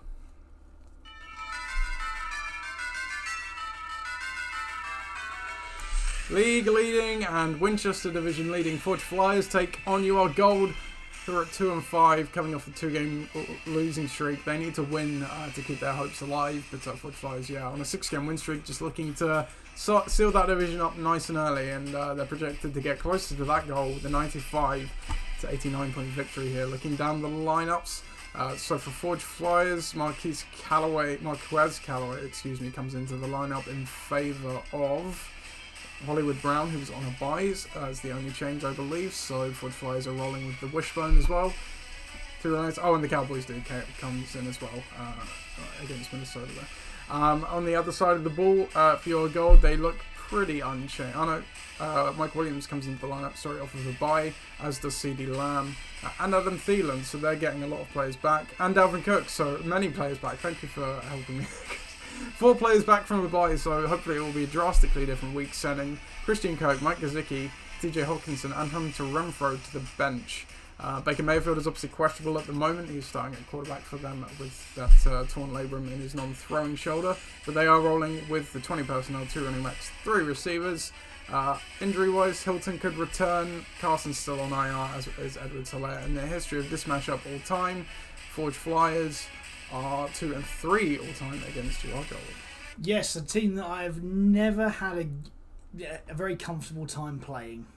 And I don't think I'm going to have a very comfortable time playing them this week. I really don't. I think aside from Baker and his issues, we talk about how he's been not that great all year. Cleveland are going to turn up in one game. It's going to be against the Steelers. He's come back from effectively a week off. That issue that he's got is clearly bothering him. But will it bother him enough that he's going to not throw the ball, or is he going to just allow his backs to do their thing? Don't know. But Rodgers has got a big problem this week in the sense that he's playing a really good defense in prime time without really any of his receivers at all. So you think that MVS is going to be his number one receiver potentially. Outside of that, it's Randall Cobb and a few randomers, and Tunyon and Aaron Jones. MVS should be back. That's it. But even then, it's do you feel, or do I feel particularly confident in that quarterback this week? I think it could be a real train wreck. Equinemius St. Brown 3-touchdown game coming up. Well, it's it. If there's one that can do it, it's Aaron Rodgers. Let's be honest. It's it. If there's anyone who can just pull a ragtag bunch of receivers out and do his thing, Aaron G guy. But look, this is a great week for UR Gold to have come back in. So you've got all his big time players are back in. Thielen, Lamb, Cook, Mike Williams, who's been just wide receiver 1 heading into the bye. Phenomenal this year. Yeah, it's exactly that. I mean, it's almost poetic facing Roth directly there against Cooper Kupp to the mid-round draft. Yes, exactly that. Completely erupted. And again, reasonable matchups all round. I think So you say Henry's had a better of Indy the last time he's played him. Mixon against the Jets, like it. Kupp against Houston, like it. The Cowboys against Minnesota on the other side, so we've got to see 2 of them, so they could wreck their day. But at the same time, when you've got the likes of Thielen, who's a touchdown machine this year, you've got Cook, who you can't really rule out in any game for going off, especially in a game like that. It's it. Primetime Sunday night. If you can't get up for that, what can you get up for? I say. Even CD Lamb, who's had, he's still in a great offense. Yes, Dak's got his issues, but I don't think that makes a great deal of difference. And then Mike Williams, Mike Williams, who's been just a beast. So I'm really excited to play this game this week. Yeah, no, it should be a good game. I think it should be close. I think it's closer than the projections put out. I think that the QBs, if you take them away, you then put yourself down to who's going to score more out of Cook and Henry. Henry's been the man this year. Michael Carter, is he going to do anything that's meaningful? Yeah, I wonder if that does Ollie pivot maybe to Gesicki, who's had a good couple of weeks in a row. Gesicki's great. Hawkinson. You watch the game and Gesicki gets an awful lot of looks, red zone looks, big time chunk play looks. It might be worth a go there as well. I think especially with Mike White playing. I don't think this is the... He did check down a lot to the running backs, but that's different when you're coming into a game. But with Cincinnati, so you look at them, both sides of the ball this year. Great defense, yeah. They do, yes, and you'd expect them to see a lot of offense, but Cincinnati, that is. You don't expect to see the Jets get a real foothold in the game. So I'm going to go for my team because, still rolling with that. It's been really good so far. Matchups aren't as good as as UR Gold. But I think that UR Gold could put up some serious points this week. Yeah, and you know what? I agree. It could be an interesting game. For the love of God, OGB, please get rid of Baker Mayfield. I am begging you. You could go with Jameis Winston in a revenge game against Tampa, who's exploitable secondary. Maybe Ben Roethlisberger against a pretty beat-up Cleveland team. Hell, even Teddy Bridgewater against Washington. We've seen Teddy Bridgewater in good matchups. Can someone tell me? This is I'm gonna start getting on the Carson Wentz train now, as much as I did the Derek Carr train. Again, he's Carson Wentz has such been a solid really option. good this year so far. He's not a sexy name, but he's all but one game, basically 20 points signed, sealed, and delivered. And Tennessee's secondary's been garbage. Yeah. Up to last week, it has been absolute dog shit. Yeah. So get him in. Completely agree. I've got to go with 40 flies with the personnel at the moment. If OGB changes his quarterback situation, then I agree it's a coin flip game because there is just a lot of star power. The matchups are pretty good. They're all in the same game as well, more or less. Yes. Yeah. That Dallas Minnesota game. Does Michael Carter play? I don't know, but you know he's got options he can bring in. For your side, obviously Henry, Mix, and Cup. They're all going to do good things every week in, week out. Callaway's your wild card, but against the Tampa Bay secondary where Michael Thomas still isn't there. Traquan Smith was being shouted at by Winston on the sideline, so Callaway is the receiver that will produce in that game. Patterson will be interesting to see what he does against pretty stout Carolina defense. But I'm going with your team for the time with as it is there. But it's more of a toss-up if that quarterback does change. On to our next game then, the penultimate game of the week, I believe. We have Ixan against Tom's Tyrants.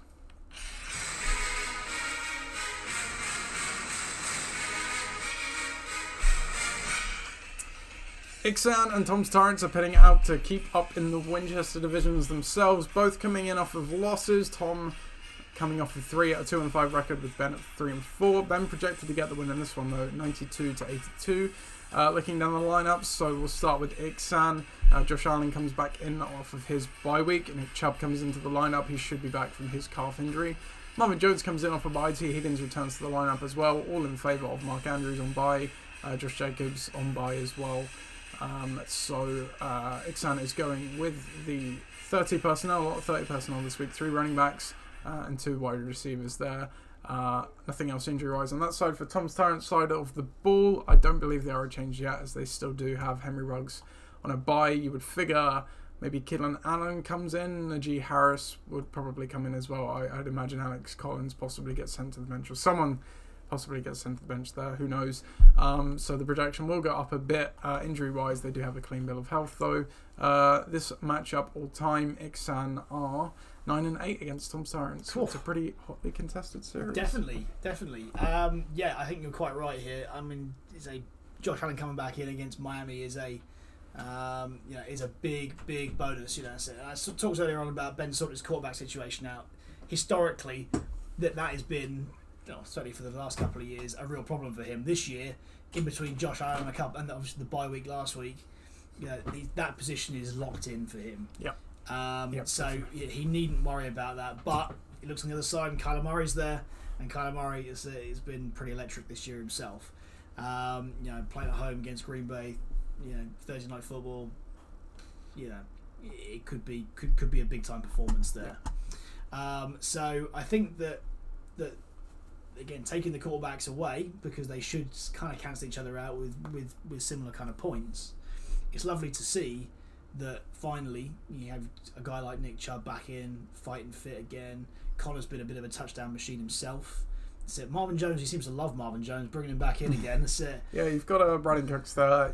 I get he's probably going to be up against Joe Ramsey. Gaskin, obviously not a great matchup either. Exactly that. And you can't he's probably played 3 running backs, so he's got to roll with Marvin Jones, and he scored a touchdown in his last game, so why not this time? Seattle's not been great. And will continue not to be great, and say T. Higgins playing the Jets in that offense right now. It's fantastic. Browns against Pittsburgh and Graham Gano. Graham Gano, by the way, is continuing his excellent kicker streak for the Giants. That's it. I think he's number 5 overall in all of fantasy football. Fantastic. So it'd be interesting to see again. That's it. Whether the kicker indeed does well, and whether or not Ben can live with that Justin Tucker. I think that he'll be fine though. Whilst on the other side, there's a bit of a ragtag bunch here. You would expect to see Najee Harris and Keenan Allen come back in, as you say. I think probably, maybe I don't know, who would you drop? Alex Collins against Jacksonville is not a bad matchup. No, but yeah. Maybe Gibson with that injury against a fairly stout. Then with the defense, so possibly. possibly. Equally, Sutton, I don't know. Kind of on and off with the QB play right now, I suppose. But Washington's defense does suck. So difficult decisions there, but certainly maybe he might even bring Keenan Allen back in at all. Well, we shall see. We'll find out. But yeah, as it is right now, obviously Ben's going to win. But bringing those guys back in gives it a bit of a fairer matchup. I think that the Panthers against Atlanta is either going to go one way or another. Either they're going to be really, really good or really, really bad, as we saw last week. You know, they put a really putrid display up against the Giants last week, and do have the Bucks against New Orleans as well. Bucks against New Orleans. That's it. Yeah, and again, you never know what Jameis can turn up. It could be, you know, the Jameis of old or the Jameis of new, but it's either way they're going to get some points on defense. But aside from that, I think that skill position wise, yes, Jacksonville, Washington, and Chicago right now. Debo's been great against all defenses this year, I think, and as the only option there, you can't drop him. But look, there's something about Benson that gives me a warm fuzzy feeling this week. You know, he's even though his receivers don't fire week in week out, they should fire in those matchups. His running backs are in equally good a position. We mustn't forget Damon Harris has had a really good year so far. And he's their real offensive outlet, and you'd like to see more of him against the Chargers. Obviously the secondary is great, and Mac Jones isn't a massive thrower of the ball. We've seen that. Yep. So I think the Ben's team's got a real chance here. You know, the Kyler Murray thing for Tom has obviously put him over the line a few times, but I think playing Josh Allen won't do that this week. No, yeah, I agree. I think Ben's team has been more solid. Obviously, the records between the two teams aren't all that different, but I think the way they've gotten there it has been quite different. Ben's team a bit more solid, a bit more settled and robust. Tom's team, you mentioned it on the recap. It's a lot of good players on bad offenses, and that does create quite a bit of variance from week to week. So it wouldn't surprise me to see Tom win it at all. Obviously, I think it would take a good result from Kyler Murray, and then some of these guys obviously going off. But I think looking at it as it is now, Ixan for the win for me here as well. So we'll get to our final game of the week. Then it is Gridiron Gang against Bucking the Trend.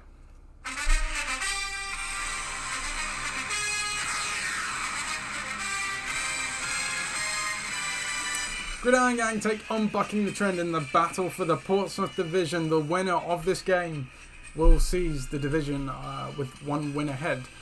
This is currently projected to go in favour of Gridiron Gang, 92-81, but that projection is slightly higher once Bucking the Trend gets their defence in. That would raise it to about 87 there.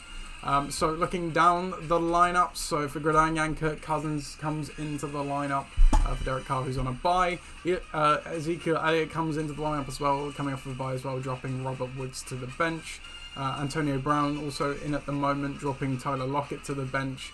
So Gridiron Gang going with the 20 personnel there, 2 running backs, 2 receivers. Hopkins questionable for Thursday, hasn't practiced yet with that hamstring injury, so we'll see. And then Antonio Brown obviously missed last week's game with a knee injury. On the other side of the ball for Bucking the Trend, Ryan Tannehill comes into the lineup over Tua Tagovailoa. Julio Jones, I think he was already in the lineup actually. Amari Cooper, Julio Jones comes into the lineup, thank you Chris. Amari Cooper comes into the lineup off a bye as well. And otherwise, I think, Jalen Waddle, was he already in? Yeah, he was already. Okay, so they send Miles Sanders to the bench, I think, and maybe Michael Pittman. No, Deonis Johnson, sorry, as well. So history of this matchup all time, Gridiron Gang are 0-2 against Bucking the Trend. That's it.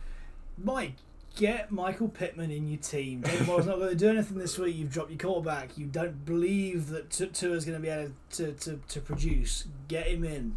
Look, I think that this week Mike is really dependent on a raft of quarterbacks across the league. Can Dak get it done against the Vikings? Will Geno Smith turn up against the porous Jacksonville defense and turn into that quarterback everyone expected him to be many moons ago now? But DK Metcalf's obviously very, very, very threatening still. And Alvin Kamara against Tampa Bay, will he be the only option that they've got? Or will he indeed be stifled by by that Tampa defense. So there's a lot of questions there. I'd like to see Tannehill be able to turn it on. I just don't think that he can. I think that last week was a real outlier. It has been thus far. Yeah. For the Titans. I'd like to see a bit more of the passing game, but there's going to be an awful lot of Derrick Henry still. And Julio just hasn't really fired so far as much as you'd like him to. I don't know why, but yeah, offensive struggles will still be there. I think that last week puts a big sticky plaster over Tennessee's season so far. Whilst for you, yes, you got games which could be just like crazy games. I think that Minnesota Dallas game could be a crazy game in prime time. Yeah, exactly that. I think obviously you got 2 players in that. Eli Mitchell, we've seen him be the featured back in the last couple of weeks, playing Chicago in Chicago. The way that Shanahan likes to set up, I think it's still in for a good week. Yes, Hopkins is injured, but you've still got depth. You still can bring Robert Woods in, who's still in a good offense, still in a good matchup.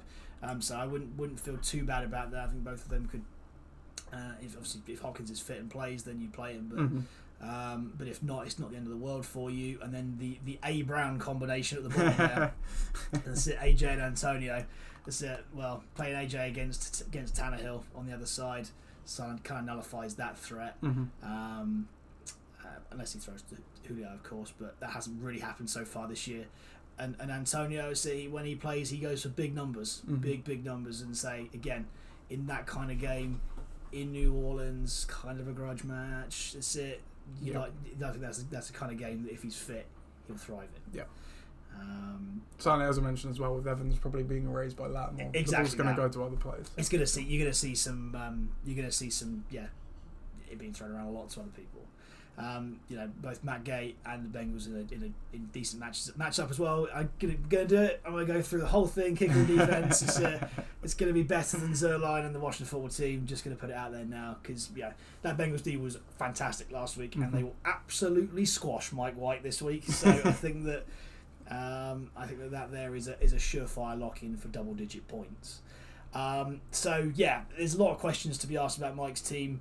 A lot of just like on the fence kind of things. It wouldn't be inconceivable to see Metcalf not do well. It wouldn't be inconceivable to see Julio not do well, or indeed Tannehill to not do well. And I think that if you take those 3 guys away, you're left with just Kamara and a few other randomers, and it's just not quite the same. Whilst yours, you seem to have sorted it right out, and in some big time games, that's what's going to get you across the line. For sure, yeah. Look, you mentioned it with Hopkins and even Brown. We don't really know where he is with his knee injury. I do have options to go to. You mentioned Robert Woods again playing Houston. Potentially Tyler Lockett against the Jaguars, but I'd probably pivot to Jerry Jeudy coming back against the Washington defense. But in Tom's Power Rankings article, he said it's a bit of a ragtag bunch. Now, I'm not making any claim that my team is on the same level as yours or Viv's. But the quarterback has been the issue, which I've highlighted previously, and that has been the difference between my score lines and my win total. Had I had, for example, taken Brady in round 6, I'd be 7-0 right now with that solid quarterback. So the roster itself is not the problem. As you said, I can pivot from Hopkins if I need to. The depth is there as well. So it's not a world beater by any means, but it's a fairly consistent scoring team. And as you say, bucking the trend, we've seen some good weeks out of them. Previously, we've also seen some horrendous weeks from them as well. I question the choice of the Washington defense. I don't know. I know Denver haven't necessarily been playing great, but it always feels wrong playing a bad defense, even in what profiles to be a good matchup. You forget, they might have Chase Young and they might squash Teddy a few times, but Teddy's going to throw. He's going to throw, and they're going to throw big. Yeah, absolutely. And that game, that game is in Mile High as well, so that's another element to it. Texans don't necessarily travel well and play well. Mike absolutely, as you said, does have good players that are absolutely capable of putting up good points, but they're also players that are certainly capable of disappointing. Some of the key guys, like you mentioned with Kamara and Metcalf, could be erased away by their respective defenses, or certainly in the case of Metcalf, might not get the service. So as you said, you're kind of looking to the other guys. Cooper could step up there. Jones certainly could step up as well, and Waddle against Buffalo is probably a tougher one. So I'll go with my team as well in this one. I think, as you said, it's just a bit more stable. It's more, you know what you're going to get. Yep. But not to say bucking the trend, couldn't put up those points and get the win here also. So that is it for the Week 8 previews. Obviously, we will be back next week. No more bye weeks here at the LOC Report. So we'll be back next week. Just a note, so the games do kick off at 5 p.m. on Sunday because our clocks change before the Americans do, so it brings everything forward now. So just remember that when it comes to actives, inactives and injuries, the Thursday night game is still at 1:30 a.m. as normal. Viv is going to come over and watch the games. Chris is going to try and make an appearance if he's around as well. So if you do want to come watch the games at mine, please do. It would be good to get a crowd going if we can. Finally, yeah, yes. yeah. Now that we're allowed to, certainly. Other than that, nothing else to say. Thank you for joining, Chris. You're welcome. It's good to be back. Yeah, thank you for watching, listeners. Good luck in your matchup this week, unless you're playing me, of course. Goodbye.